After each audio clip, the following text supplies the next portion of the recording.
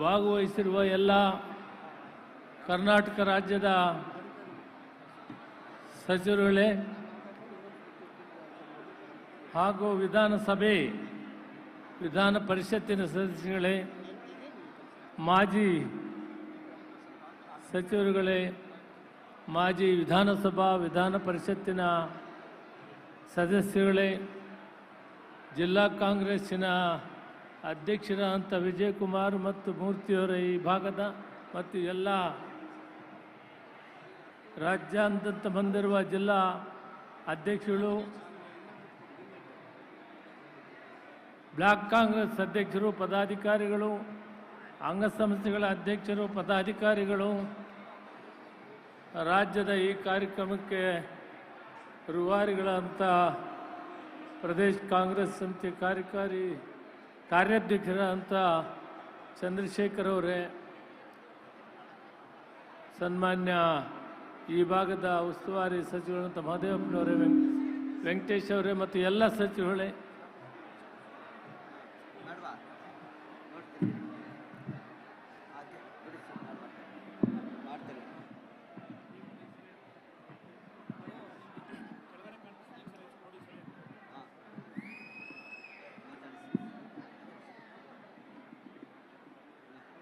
ವೇದಿಕೆ ಮೇಲಿರುವ ಕಾಂಗ್ರೆಸ್ ಪಕ್ಷದ ಎಲ್ಲ ಮುಖಂಡರೇ, ಇಲ್ಲಿ ನೆರೆದಿರುವ ಎಲ್ಲ ಅಣ್ಣ ತಮ್ಮಂದಿರೇ, ಅಕ್ಕ ತಂಗಿಯರೇ, ಮಾಧ್ಯಮ ಮಿತ್ರರೇ,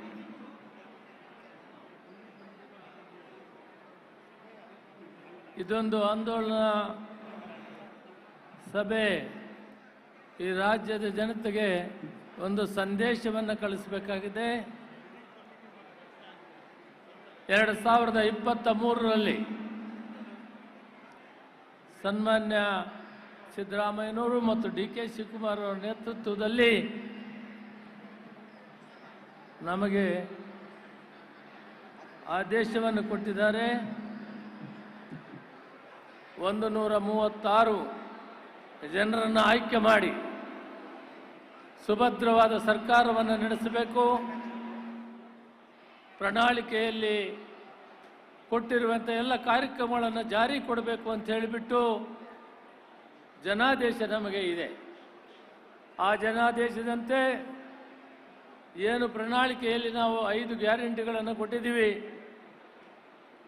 ಶಕ್ತಿ, ಅನ್ನಭಾಗ್ಯ, ಗೃಹಲಕ್ಷ್ಮಿ, ಗೃಹಜ್ಯೋತಿ, ಯುವ ನಿಧಿ, ಇವೆಲ್ಲವನ್ನು ಕೂಡ ಸಮರ್ಪಕವಾಗಿ 100 ದಿನಗಳ ಒಳಗಡೆ ಇದನ್ನು ಜಾರಿ ಮಾಡಿದ್ದೇವೆ. ಜಾರಿ ಮಾಡಿ 4,50,00,000 ಜನರಿಗೆ, ಸುಮಾರು 6.5 ಕೋಟಿಗಿಂತ ಹೆಚ್ಚಿಗಿರೋ ಕರ್ನಾಟಕ ರಾಜ್ಯದ ಜನರಲ್ಲಿ ಸುಮಾರು 80% ಜನರಿಗೆ ಈ ಸೌಲಭ್ಯಗಳನ್ನು ಕೊಟ್ಟು ಸಮರ್ಪಕವಾಗಿ ವಿತರಣೆ ಮಾಡಿ ಜನರಿಗೆ ಮುಟ್ಟಿಸಿದ್ದೀವಿ. ನುಡಿದಂತೆ ನಡೆದಿದೆ.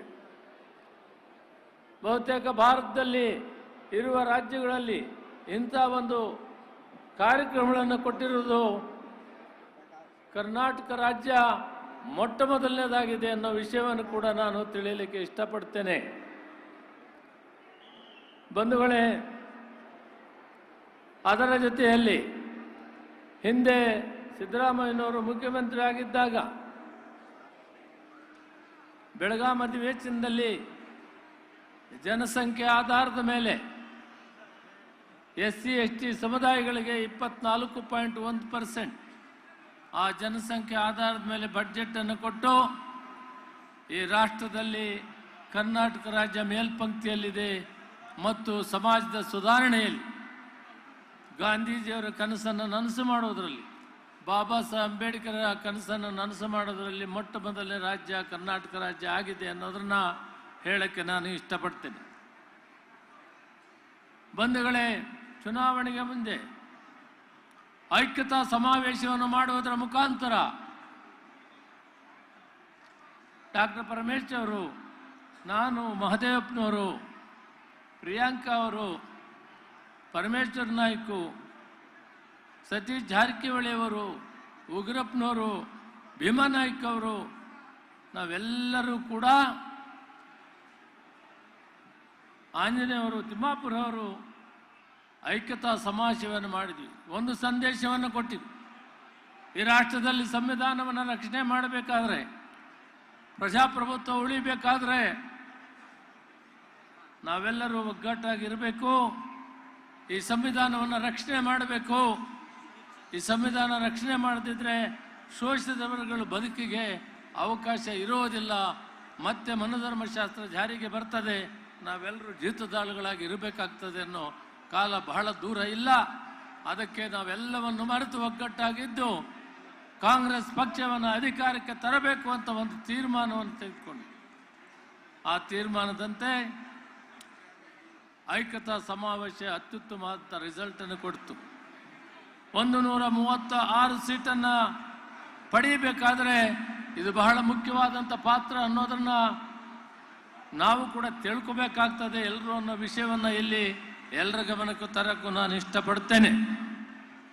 ಈ ಕಾರ್ಯಕ್ರಮವನ್ನು ಉದ್ಘಾಟನೆ ಮಾಡಿದಂಥವರು AICC ಅಧ್ಯಕ್ಷರಾಗಿ ನಮ್ಮೆಲ್ಲರ ನೆಚ್ಚಿನ ನಾಯಕರು ಮಲ್ಲಿಕಾರ್ಜುನ ಖರ್ಗೆ ಅವರು ಇದರಲ್ಲಿ ಭಾಗವಹಿಸಿದರು. ಜನರಲ್ ಸೆಕ್ರೆಟರಿ ಆಗಿ ನಮ್ಮ ಸುರ್ಜೇವಾಲ ಅವರು ಕೂಡ ಭಾಗವಹಿಸಿದ್ರು. ಸಿದ್ದರಾಮಯ್ಯನವರು, DK ಶಿವಕುಮಾರ್ ಅವರು, ಪರಮೇಶ್ವರ್ ನಾವೆಲ್ಲ ಒಟ್ಟಿಗೆ ಇದ್ದು ಈ ಐಕ್ಯತಾ ಸಮಾವೇಶನ ಮಾಡಿದ ರಿಸಲ್ಟು ಇವತ್ತು 135 ಸೀಟ್ ಬರೋಕ್ಕಾಗಿದೆ ಅನ್ನೋ ವಿಷಯವನ್ನು ನಾನು ಮನದಟ್ಟು ಮಾಡ್ತಾ ಇದ್ದೆ. ಬಂಧುಗಳೇ, ಕಾರ್ಯಕ್ರಮಗಳನ್ನು ಯಶಸ್ವಿಯಾಗಿ ಮಾಡಿದ್ದೇವೆ. ಈ ಬಡವರಿಗೆ, ಶೋಷಿತ ವರ್ಗಗಳಿಗೆ ನಾವು ಮಾಡಿದಂಥ ಕಾರ್ಯಕ್ರಮಗಳನ್ನು ಸಹಿಸ್ತದೆ. ಯಾವುದೋ ಒಂದು ಕ್ಷುಲ್ಲಕ ಕಾರಣಕ್ಕಾಗಿ ಒಂದು ಸೈಟ್ ವಿಷಯದಲ್ಲಿ ರಾಜಕಾರಣ ಮಾಡಕ್ಕೆ ಹೋಗಿದ್ದಾರೆ, ಗಾಳಿಯನ್ನು ಗುದ್ದಿ ಮೂಟೆ ಕಟ್ಟಲಿಕ್ಕೆ ಹೋಗಿದ್ದಾರೆ, ಬೆಟ್ಟವನ್ನು ಅಗದು ಇಲಿಯನ್ನು ಹಿಡಿಯಕ್ಕೆ ಹೋಗಿದ್ದಾರೆ. ದುರಾದೃಷ್ಟ, BJP ಮತ್ತು ಜನತಾದಳ ಯಾವ ರೀತಿ ಪ್ರತಿವಾದಗಳನ್ನು ಮಾಡಿಕೊಂಡು ಈ ರಾಜ್ಯದ ರಾಜಕಾರಣದಲ್ಲಿ ಇವರೆಲ್ಲ ಭಾಷೆಗಳನ್ನು ಕೂಡ ಪ್ರದೇಶ ಕಾಂಗ್ರೆಸ್ ಸಮಿತಿ ಅಧ್ಯಕ್ಷರಾಗಿ, ಉಪಮುಖ್ಯಮಂತ್ರಿಗಳಾಗಿ ಮಂಡ್ಯದಲ್ಲಿ ಸವಿಸ್ತಾರವಾಗಿ ಇವರ ನಡೆಗಳನ್ನು, ಇವರು ನಡೆದು ಬಂದ ದಾರಿಗಳನ್ನು ತಿಳಿಸಿದ್ದಾರೆ. ನಾನಿಷ್ಟೇ ತಮ್ಮಲ್ಲಿ ಕಳಕಳಿಯಿಂದ ಪ್ರಾರ್ಥನೆ ಮಾಡೋದು, 4.25 ಕೋಟಿಗೆ ಕರ್ನಾಟಕ ರಾಜ್ಯ ಧೀಮಂತ ನಾಯಕರಂತ ಸಿದ್ದರಾಮಯ್ಯನವರ ನಾಯಕತ್ವದಲ್ಲಿ, DK ಶಿವಕುಮಾರ್ ಅವರ ನಾಯಕತ್ವದಲ್ಲಿ ಅತ್ಯುತ್ತಮವಾಗಿ ಜಾರಿಗೆ ಕೊಟ್ಟಿದ್ದೇವೆ. ಅವು ಸಾಂಗೋಪಾಂಗವಾಗಿ ನಡೀಬೇಕಾದ್ರೆ ಈ ಸುಭದ್ರವಾಗಿ 5 ವರ್ಷ ಸರ್ಕಾರ ನಾವು ನಡೆಸಬೇಕಾಗ್ತದೆ. ಮುಖ್ಯಮಂತ್ರಿಗಳದ್ದು ಯಾವ ಪಾತ್ರನೂ ಇರದಿದ್ರೂ ಕೂಡ